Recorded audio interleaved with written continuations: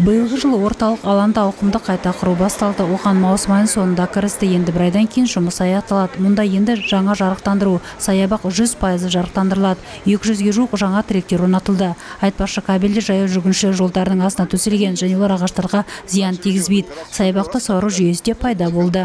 Всю жизнь здесь поливали со шланга, правильно? Да.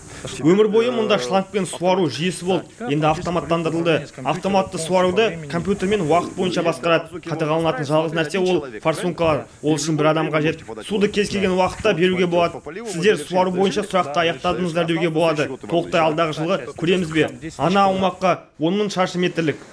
Енді мұнда жаңа кеспе тастар төселуде. Эскиз ерекше таңдалды. Қала әкімі атап өткенде, еңбек қиын, шағын плиткалар төсеу қиын болады. Жергілікті плитка жасаушы сапаны уәде еткен және төсеніштердің ұзақ уақытқа созылатынына кепілдік те берген. Саябақты қайта жөндеуге барлығы 270 миллион теңге жұмсалды. Ондағы аттракциондар паркіне жақын бір ғана аумақ жөнделмеген күйінде қалды. Қазір ол әлде жеке меншікте, бірақ келесі жылы модернизация басталады деп жоспарлануда. Сегодня мы занимаемся с тем человеком, который взял доверительное управление, что он нам вернул. Бүгін біз оны қайтару үшін сенімгерлік басқаруға алған адаммен айналысамыз. Нақтылы келісім бар. Біздің өтуіміз керек нәрсе оның шығарған шығынын қайтару. Ол өндіріп алу құқығынсыз жалға алды. 2028 жылы ол бізге бәрібір беру керек еді. Мұны түсінетініне сенімдімін. Біз оған түсіндірдік. Мен бұл жағдайда айтатыным бәрі жақсы деуге болады.